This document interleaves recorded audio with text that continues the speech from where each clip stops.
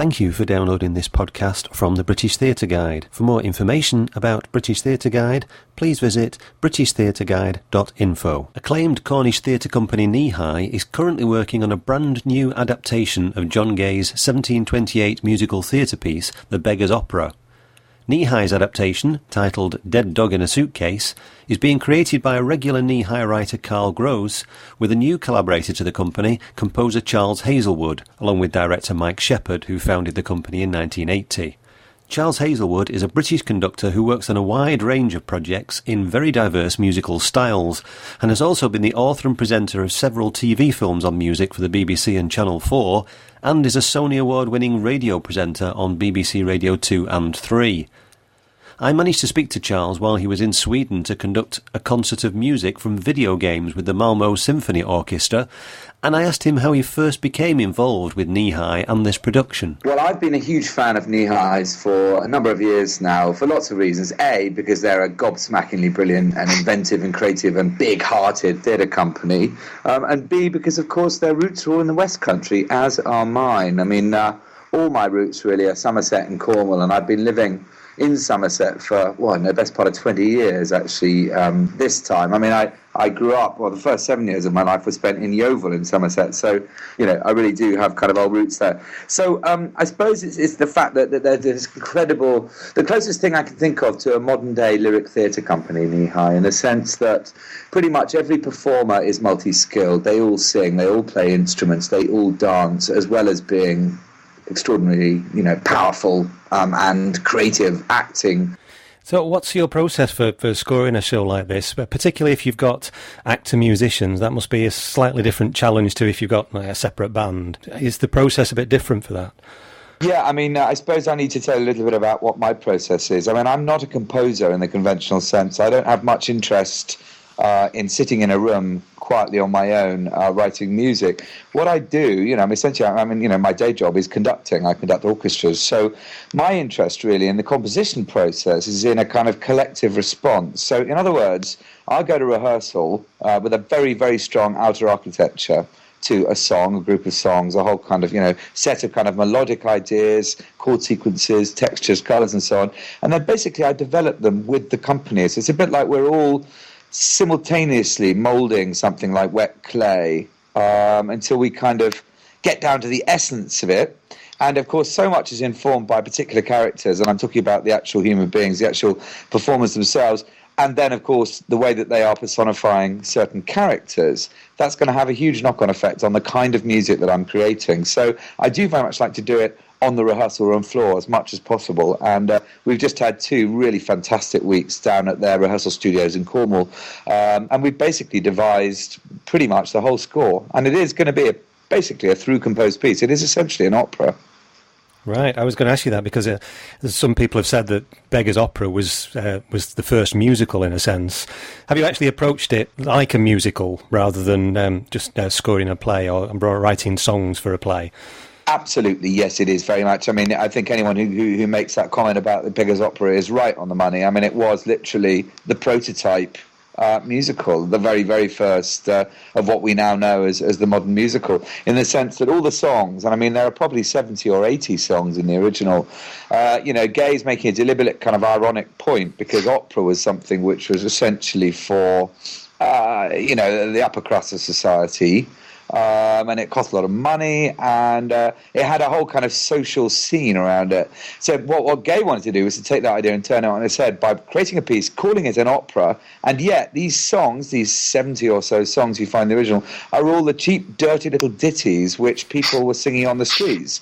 This is the music of the people. And of course there are certain places where he chooses to use a so-called art house composer melody or song. He uses Purcell, he uses Buonacini, he uses Handel, but always in ironic ways.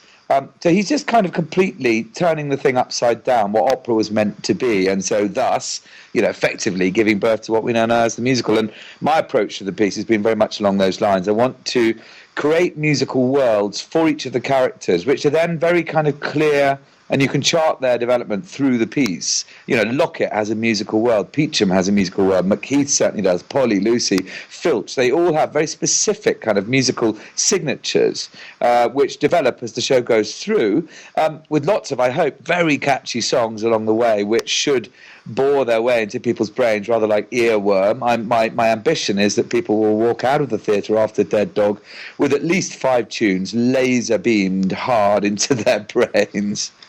Well, there's certainly one or two songs from Brecht and Weil's version that have stuck around for a long time, so I suppose you'll be hoping that the next Mac the Knife possibly comes from this one. Well, something like that, yeah, I think you're absolutely right.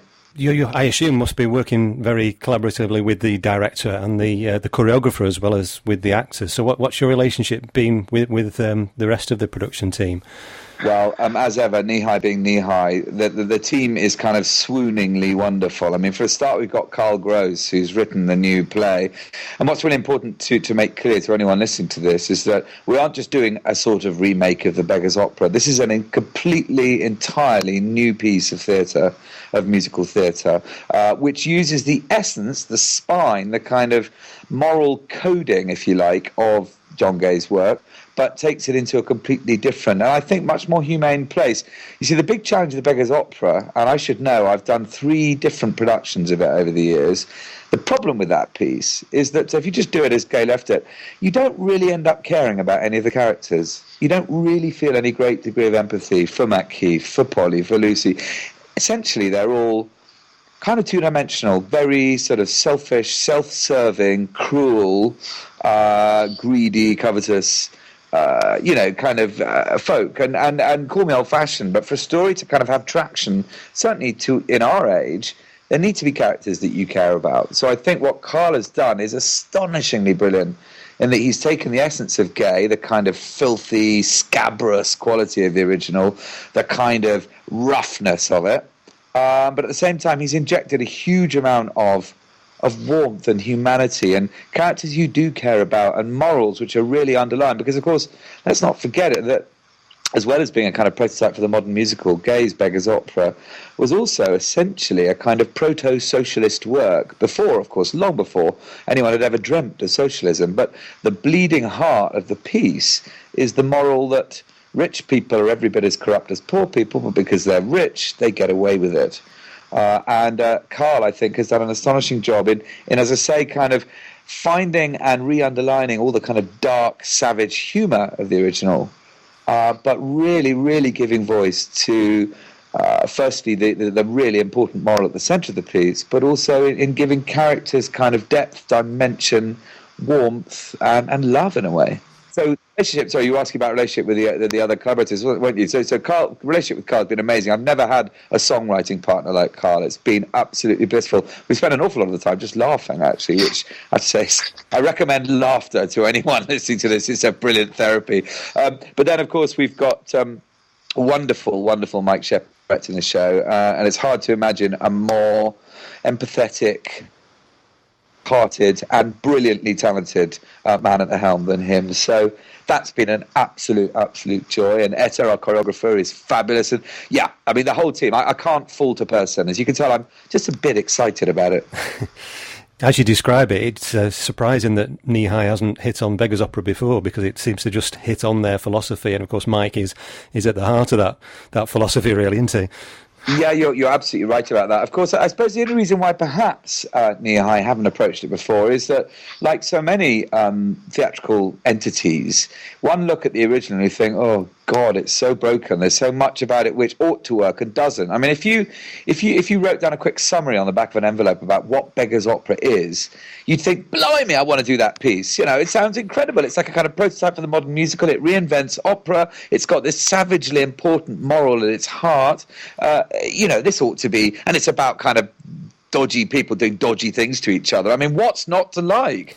But of course, if you then read the original play, you think, well, there's an awful lot which just doesn't quite hang properly in what Gay's left us. Look, it spoke to the audience in 1728, no question, but it doesn't quite speak to us now. So I suppose there's that, plus the fact, of course, that Kneehigh did a fabulous production of Don John only a handful of years ago. And, there are certain parallels between that and this. So I guess, it took me a little while to get them to walk into this world, but walk in they have. What's the style of music? You're writing completely new music to what John Gay used, because Kneehigh has always used music, and they seem to have a sort of folky style to most of the background music and the songs and everything that they use. Are you fitting in with their style, or are they fitting in with yours? I would say that we've been creating a new hybrid. It's certainly very different from anything Kneehigh have done before musically. If you know anything about me and my musical appetites, you'll know they're nothing if not eclectic. So here I am in Malmö in Sweden this week conducting a load of Beethoven. Last weekend I was doing a project with a 9-piece Moog ensemble and a Baroque string orchestra refashioning Bach. And during the week before that I was involved in a psychedelic project. So, in other words, my appetite for music knows no particular... There are no categories or areas of music that don't have my interest. So, not surprisingly, the score that I'm creating for Beggar's opera jumps wildly between different musical worlds. There are patches of Renaissance polyphony, where I've got, the company singing in 12 parts. There are places where we're doing out-and-out kind of old-school ska. There are places of enormous kind of protein-straddling kind of psychedelia. There's some heavy metal in there. The list goes on and on and on. There are ballads. It's an extraordinarily kind of broad palette that we've been plundering, by and large. Well, when you're looking at that sort of range of styles, I suppose you've got to be very careful with your orchestrations, because you've got a limited number of people to play it, and some of them will be acting at some time, so they won't be able to play. So how have you thought through that?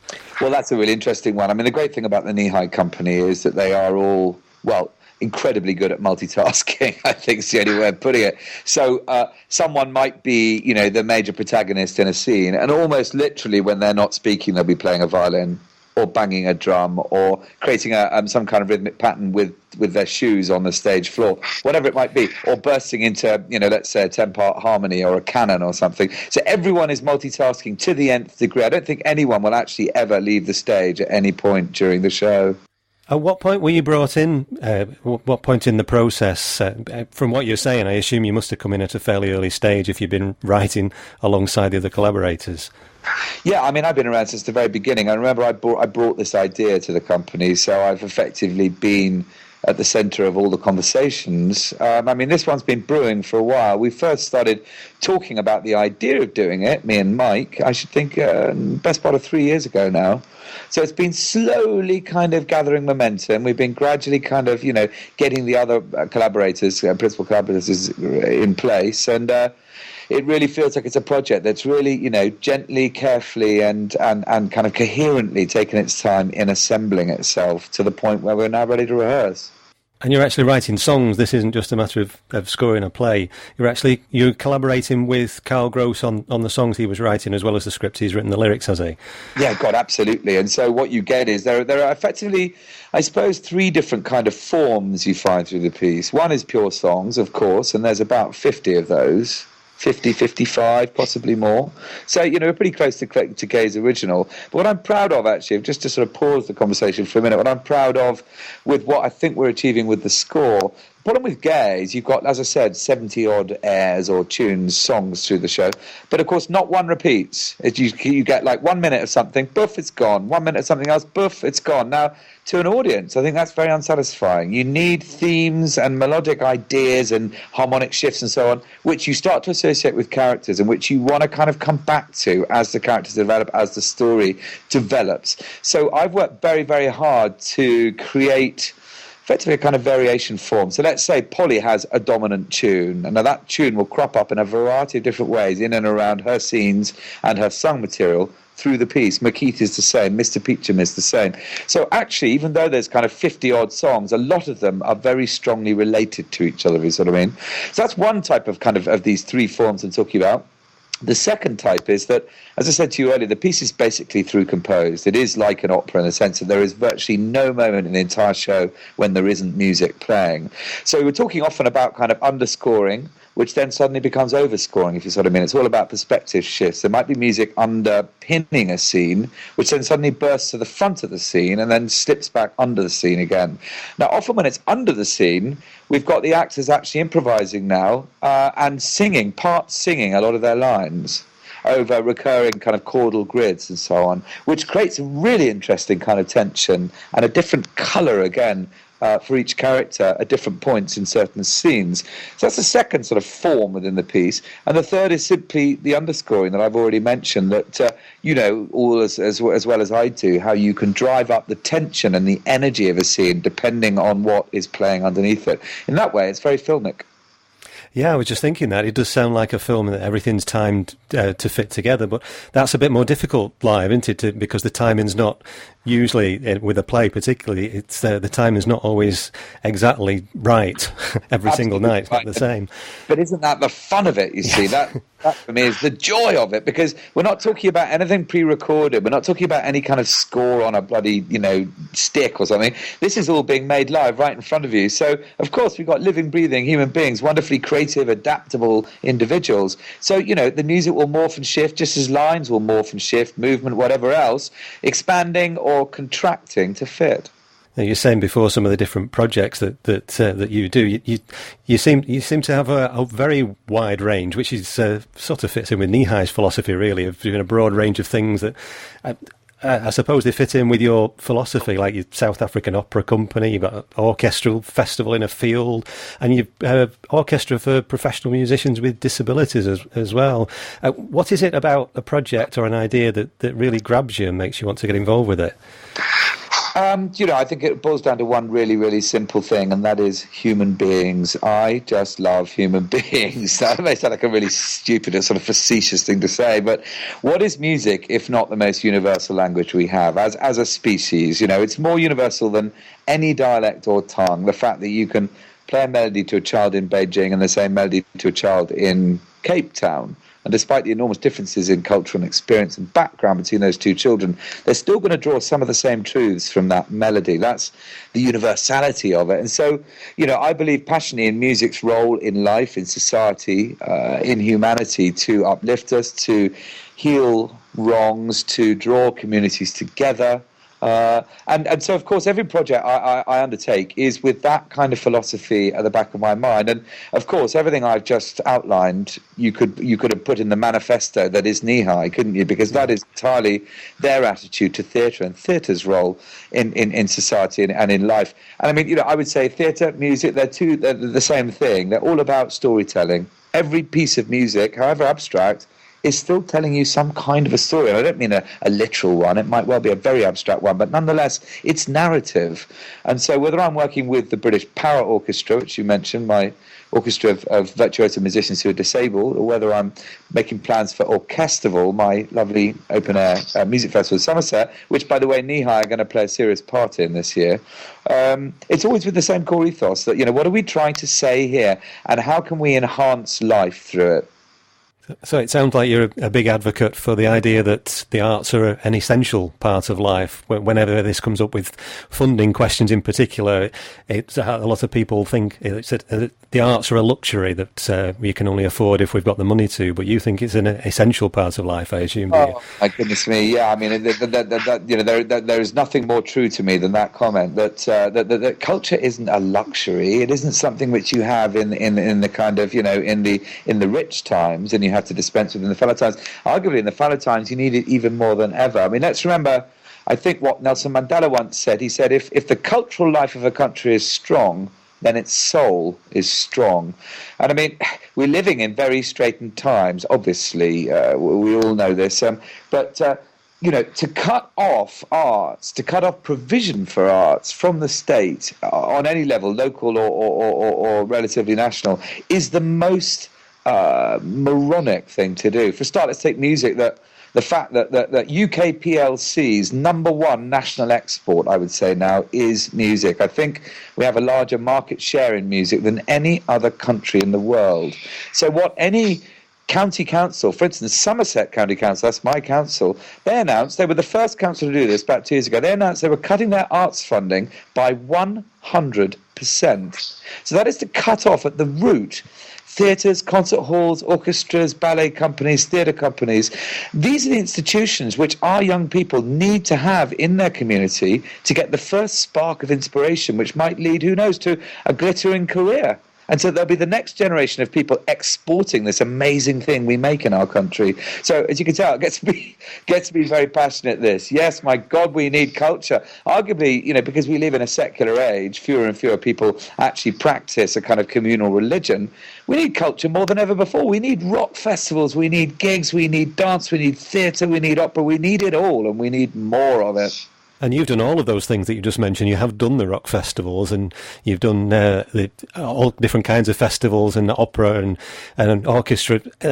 It seems like a very wide range of things, but yeah, it is very wide, and I really feed on the kind of the variation in my life. I feed on the fact that I was the psychedelia I was doing last week fed into the Moog and J.S. Park and Baroque project at the weekend, which feeds into the Beethoven I'm conducting this week. Everything has an impact on everything else. So I absolutely thrive on all the different kind of elements to my career. They're all in one. They all come back to one simple narrow groove, which is that I'm here, I'm a human being, and I want to enhance the world through music. Simple as that. And you've got a family. Is it 4 children you have as well? I do, yeah. How do you manage to fit it all in? Well, that's a big challenge, particularly because I spend so much of my life on tour. I'm touring Sweden this week. I'm premiering a new opera in Norway next week, and so it goes on. It's very, very difficult, and any parent out there listening to this will smile or I smile, particularly someone who does the kind of job I do, which takes them away a lot. You really have to keep a focus on creating those oases of time in between projects, just to be at home and be a dad, and be a partner and a lover. And if you don't keep on paying real close attention to that, then things start to dissolve. So I'm sure you've got lots of plans. You mentioned one there already of things you're doing in the future. But what are the key things that you've got coming up at the moment?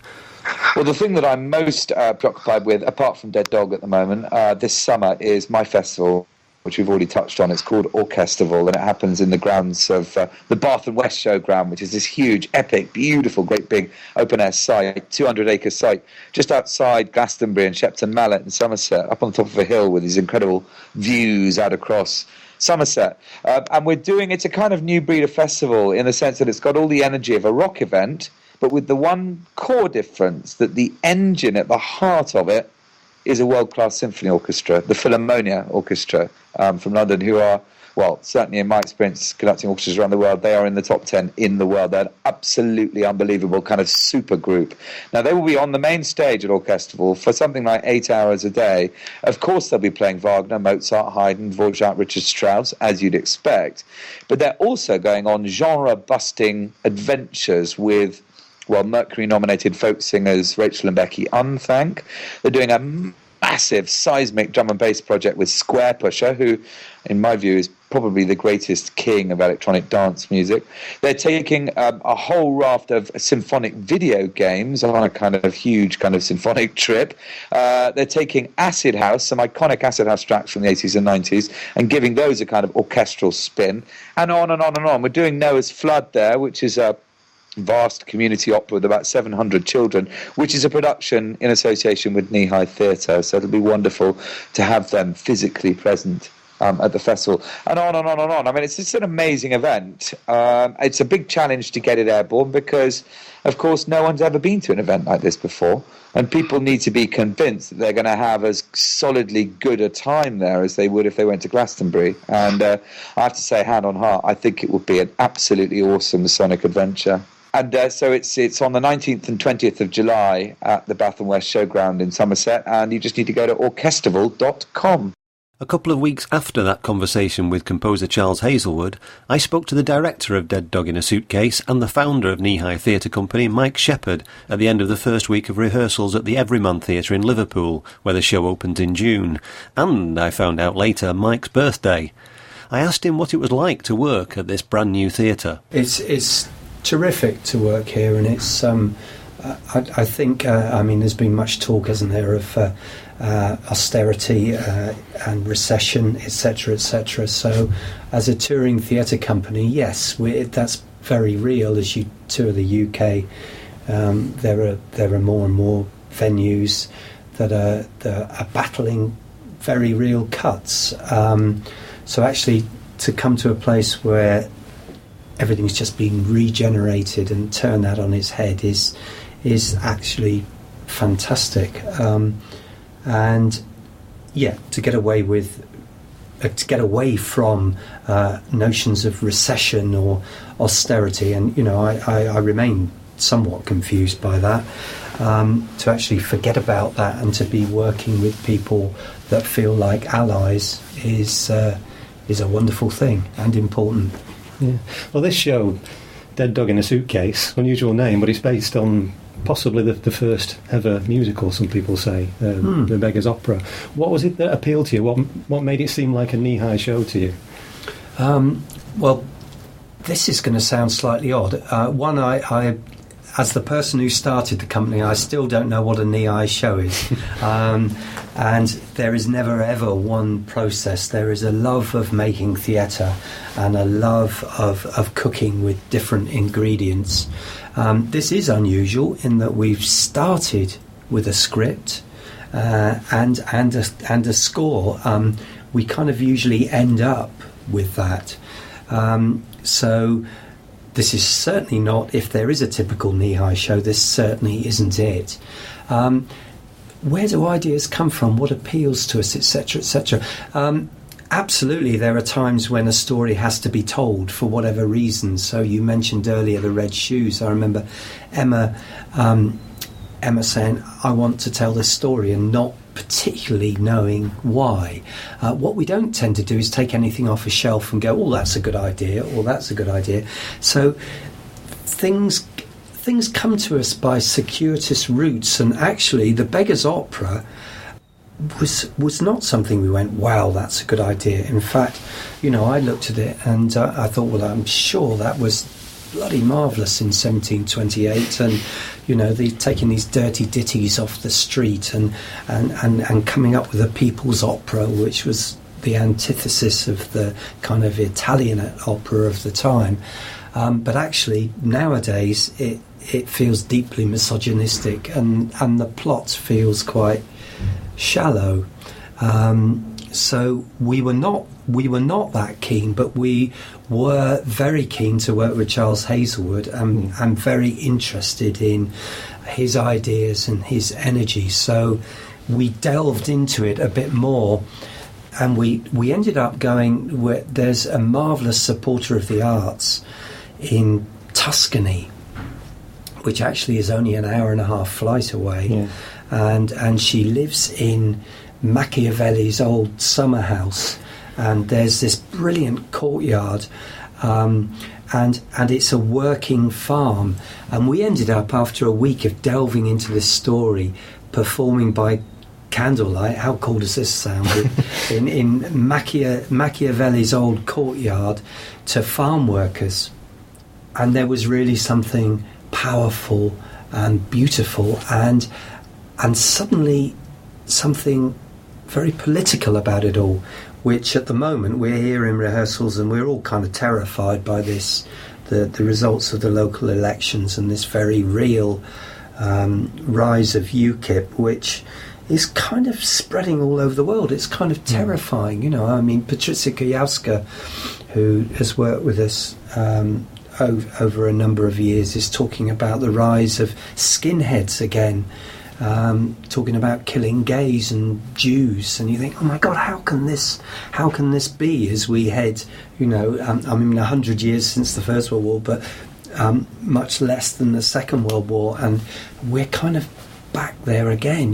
Prince Charles calling Putin, or likening Putin to Hitler, and absolutely, it's all kind of terrifying. So suddenly everything felt much more important again. So what is the world coming to, says he glibly. And no, we're not politically tub thumping, but we've kind of made that story of the Beggar's opera relevant again politically, which is what John Gay did. I mean, he was kicking against the government at the time, Walpole, the whole class divide, etc., etc. It's absolutely what Bertolt Brecht and Kurt Weill did when they revisited it, and the Threepenny Opera at the time, when Goebbels and Hitler, there was a whole rise of fascism and this new moral code, whilst at the same time they were in a seedy club in Paris watching Josephine Baker dance half naked. So there are so many furies for us again at the moment, which is to do with what is the world coming to, and we all obviously know so much more, but are kind of impotent, it seems, to do anything about it. By the way, Russell Brand, marvellous as he is, was wrong. It doesn't work to not vote. No. You have to vote. I've just been looking at quotes from the Pussy Riot testimonies, which again, that was all happening when we started to work on Beggar's Opera, and there's a quote from Martin Luther King that I've just been looking at, which is, you cannot remain silent. You must speak out. So, first and foremost, this is going to be a marvellous new piece of, I hesitate to use the word musical theatre or the word musical, because I have an aversion to the kind of theatre where, wow, this is now time for a song. But absolutely, there is a very strong musical journey, which does draw on Purcell, it does draw on Portishead. Charles Hazlewood himself says that all music is begged, stolen, borrowed and recycled. So the scenes we've been working on this morning are kind of more David Lynch than anything else. Music's always been an important part of Kneehigh shows. You see it more as being more like the way Brecht used music than traditional American musical theatre. Absolutely, yeah. Don't worry, it's not traditional American musical theatre. But we've got an amazing cast of actor-musicians, which is terrific. And no, they're not going to be down. There's not going to be a band in an orchestra pit somewhere. Those actor-musicians will inhabit the stage. We're not going to be restricted by radio mics and highly sophisticated sound design. We're very interested, and Charles in particular is very interested in encouraging the audience to use their ears and for the sound to be coming from the instrument or the pure voice. So that's an experimentation as well. It's worth saying that a number of things happened when myself and Carl Grose, who's the writer, who's come through Kneehigh as a performer and then more and more got into writing, and is actually really a fantastic writer at the moment. But as well as I mentioned Pussy Riot, that was happening at the time of first looking at the Beggar's Opera. But the other thing that we both got into, the thing that had just come out, this is a couple of years ago, was Breaking Bad. And we were looking at the kind of those HBO series, the way the plotting is just extraordinary. So we've made the plot denser, more complicated, I suppose, in some ways. So one of the things about Macheath, which I don't buy, it's this kind of Don Juan figure, this cheeky chap that has his way with women, and for some reason this rogue, we're supposed to really like him. But both in Beggar's Opera and Threepenny Opera, it's quite tricky to know what he actually does. So in our version, there are Mr. and Mrs. Peacham, the Peachams. The Peacham's millions are there, and he ostensibly works in it's Peacham Concrete, Peacham Pilchards. He's got a canning factory for Pilchards, and Peacham Hair Gel. So several businesses that they've made their fortune. There's also implied all sorts of kind of other undercover stuff like illegal bear baiting and crystal meth labs probably. But Peacham, because at that time as well, when we were thinking about this whole story, it was when there was the face-off between Ken Livingstone and Boris Johnson, and the rise of this notion of there being mayors throughout the UK. So we've got Mayor Goodman, Neville Goodman, and his wife, and they're a little bit like JF Kennedy and Jackie Onassis, and he's obviously onto something.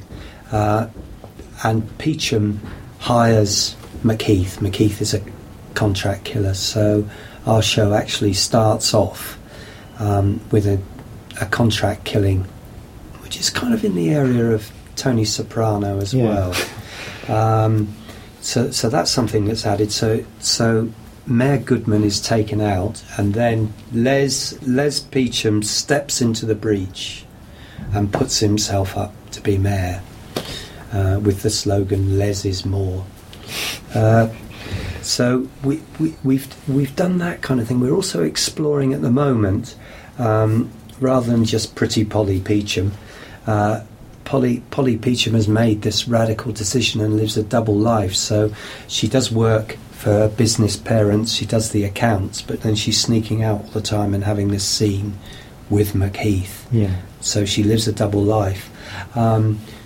Later on, with the complicity of the chief of police and various bribing and the eruption of corruption, Peacham decides that he's got to get the contract killer McKeith into prison, not least because he's found out that McKeith is having a scene with his own daughter. Then he finds out that McKeith's gang is still operating, and he takes a contract out to get rid of whoever it is that's running that gang, and we're exploring at the moment that it might possibly be Polly. So Peacham, the businessman, has actually taken a contract out on his own daughter. So these are all complexities to the plot which kind of can add to the tension, and that's where it comes back to me talking about Breaking Bad and those HBO series. What is it that keeps you on the edge of your seat, that makes you want to watch the next episode? And I think Carl has done a brilliant job of doing that throughout the writing. You said it's unusual for you to have a script before you start, but it sounds like it's still developing, just like past Kneehigh shows. Even the script, the story is still developing as you go through rehearsals, is it? Absolutely. And going back to your question about is this a Kneehigh show, of course it's a Kneehigh show, and that's because we are cooking with those ingredients. So we haven't got a writer sat there tapping saying, just a minute, that's not what I wrote, or it's all a process of cooking. And again, going back to the question about Liverpool Everyman, it's lovely to have that sense of an ally that you chime with that does understand the process of giving birth to a piece of theatre, which is a painful thing and needs a lot of care. And the best Kneehigh shows are the ones that have allowed that process to happen. So they are the opposite of, a 5-week rehearsal period if you're lucky, followed by a tech week if you're lucky, or 5 tech sessions and then a couple of previews and then the terror of the press night, which is I think an irresponsible process. If you're trying to push the boundaries, if you're trying to create new work that feels more important than ever in a world which has become a sort of theatrical world, certainly the tendency is that things need to be risk averse. So we need to, this ridiculous notion that we need to give people what they know and what they want, which I don't believe in. I think absolutely whether it's music, whether it's film, whether it's art, whether it's theatre, I think people more than ever are hungry to be surprised and to find something different. So no, Charles hasn't written a masterpiece and Carl hasn't written a masterpiece that we have to deliver.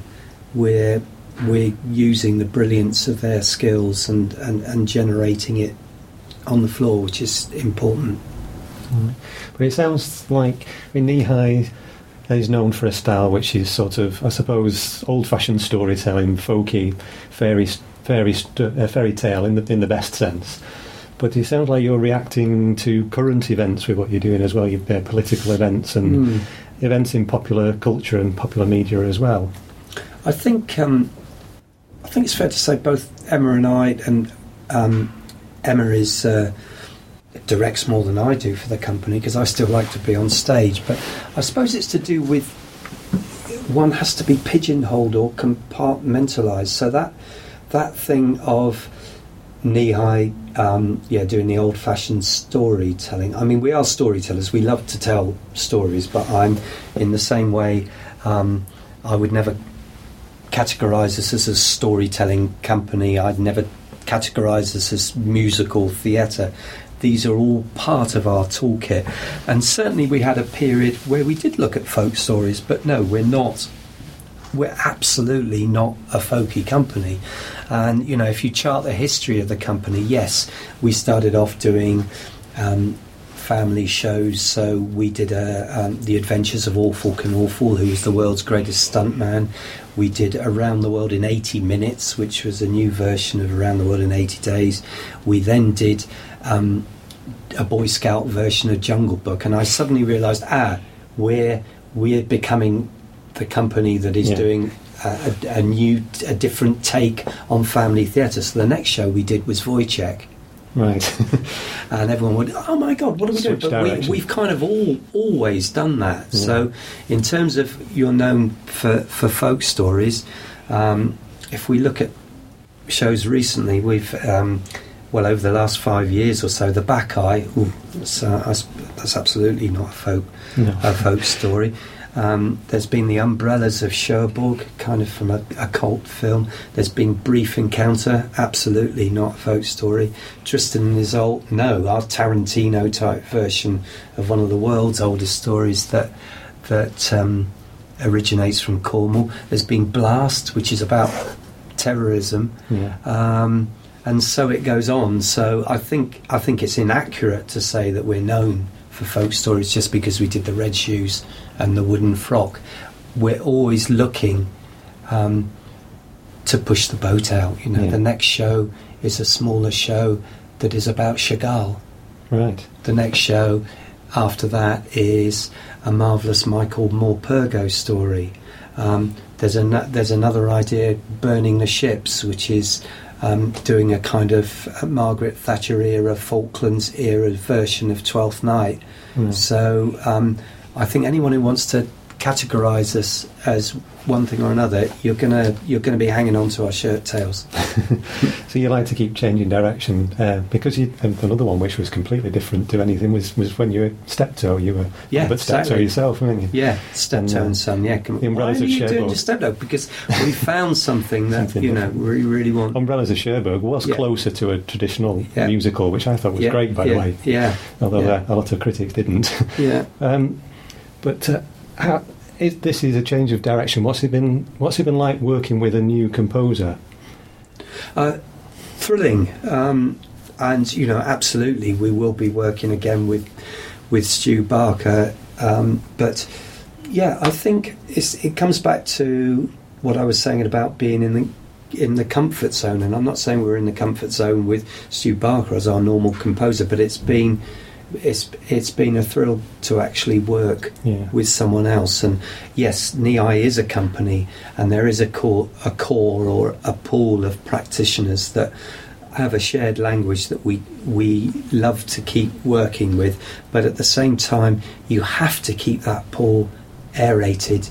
You have to keep reinventing yourself and each other, and look for catalysts. And Charles is an amazing catalyst and an amazing energy and font of musical expertise and knowledge, which is thrilling for us.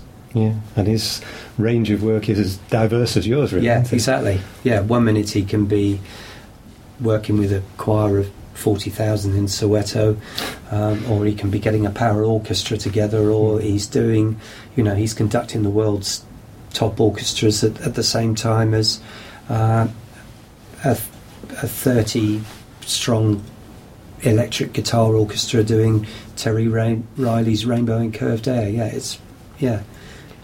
When you're casting your shows, you've always used a lot of actor musicians, but that seems to be much more common now. I mean, Rosebery College has even got a course dedicated to the actor musician. So is it easier to find good performers that fit in with your style now? Yeah, good. Probably not. But yeah, I'm glad to hear that there is kind of actor-musician courses. I mean, I suppose, where's that all come from? It's come from the fact that you're a company, you're an independent company in Cornwall, and actually, I like to relate it to a Cornish expression: if you can't farm, fish.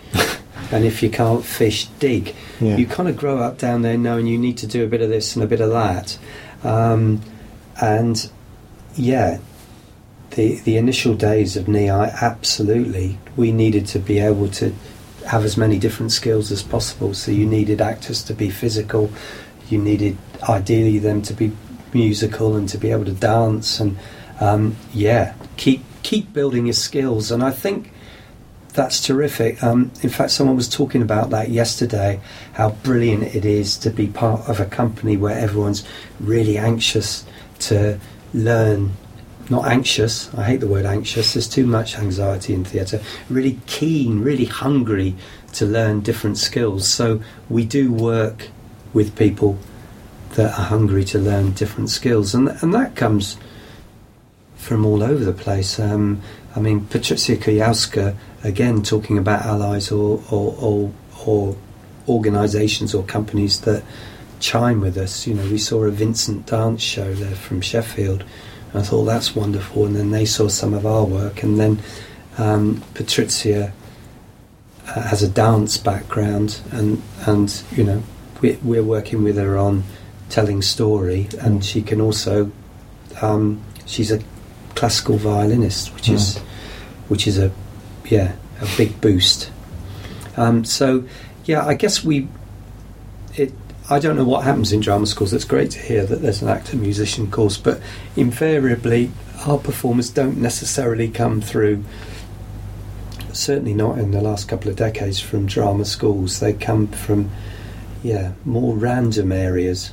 And you just utilise the talents of the people that come. Yeah, I think both Emma and I are really keen to look at what people bring for free, and by that, whether it's, you know, you love to dance or you love to play the violin, to make sure you use and develop people's skills at the same time as exploring new areas.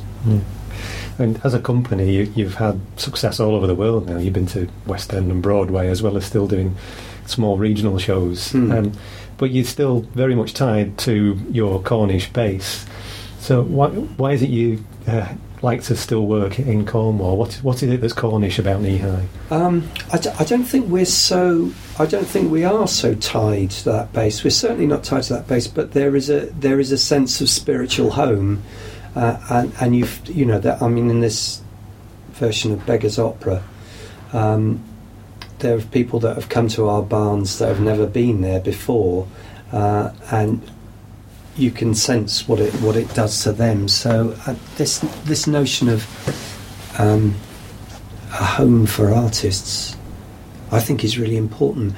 It's interesting because more and more we co-produce and we work in cities, and you know, you're in a rehearsal room in a city somewhere, and then everyone's gone, everyone's buggers off at 6 o'clock, and the thing that is important nowadays is to start at those barns where actually you allow yourself to be consumed by the work. There's not really a mobile phone signal down there. What there is the top of the hill and the end of the road and a vast horizon, and I think it nurtures your soul, and it absolutely encourages you. We've got a big fire pit outside. There's not really any street lamp pollution, so it's a great place to sit under those stars and sit around that fire and just be infused and enthused by the work and each other. It really builds a true ensemble in a very practical way. You know, you are all staying together, you are all keeping those fires going, and you're kind of cooking and you're eating together, and that's become quite a rare thing. Yeah. So that's what's important. But yeah, I mean, it depends how you define Cornishness. But yeah, I think the elements, the amount of weather we get down there, that big horizon, the fact that the barns let the weather in and out, certainly adds a very tangible robustness to the work, which translates, I believe, to the stage. Yeah, I was reading an interview recently with Emma Rice, who was saying when she first joined Kneehigh as an actor, the lunchtime seemed really long because she didn't know anybody and she didn't know what to do. But obviously she must have got on because she's still there. Yeah.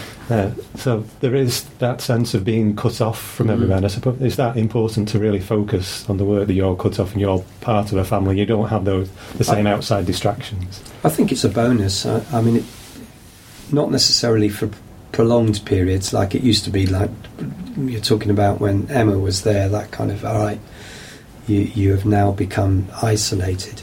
But I think, yeah, to taste that absolutely adds an intensity to the sense of company. Yeah. What about the Kneehigh Rambles? Because that's become a feature of Kneehigh as well.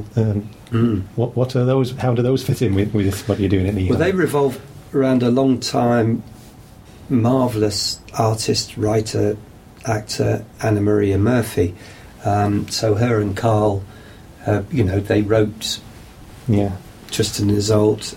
Anna wrote all the poetry that Emma drew on for the Red Shoes.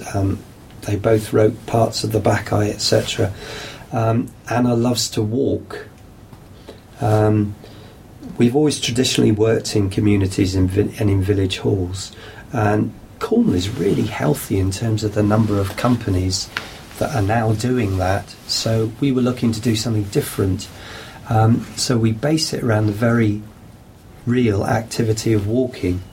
And Anna does half-day walks, whole-day walks that take 3 days, and various people join on the way, and then she meets various people. Some of it is very planned, and some of it is absolutely to do with serendipitous meetings, and it's to do with surprise, and it's to do with thinking and working out of the box. So whether it's meeting someone in around the back of the museum in Polperro that's 97 years old that can tell you this, that, the other, or whether it's meeting a teenage mum as you walk through council estates in Redruth, or a musical event in the back room of a pub. So I guess it's the antithesis of Broadway. I guess it's all the West End work that we've been doing. I think you're relieved of having to get a minimum of 4 stars to make a living from barking mad critics. And it's a very real and tangible thing that encourages people to breathe the air, to walk on those cliffs, to find the hidden paths through Cornwall. And there's such a wealth of stuff there, whether you walk back along the old Saints' Way or you follow all the kind of industrial paths. It's so rich in stuff, and the people that Anna meets and the stories that she gathers. And again, the idea at the moment is that those stories are then brought to life, illuminated. I don't want to say performed, although they quite often are performed, and they're illuminated, and we around a mobile printing press and perhaps a feast as well. So you eat, and Anna works very, very fast, so she might do that walk, and then 3 days later she will be in the back room of a pub somewhere, and we will illuminate those stories that she's collected, and then wildly exaggerated in her own marvellous way. And we're going to do a Rambles here in Liverpool. Dead Dog and Suitcase is an urban myth, so she's working with a writer called Jeff Young here in Liverpool, and they're going to collect urban myths and love songs, and develop those ideas. So it's part of the artistic process that's part of what Kneehigh does. Yeah. But what about the Asylum? Because that's a fairly recent project. How does that fit in with what you're doing? Because that's a bit of a larger scale project, isn't it? Again, I mean, it's the other end of the spectrum, same as the Rambles is the other end of the spectrum from Brief Encounter on Broadway. The Asylum is the other end of the spectrum from some of the work we've been doing recently in big, beautiful theatres where you're there for a 10-week run. We've always wanted to have our own venue without being tied to a building.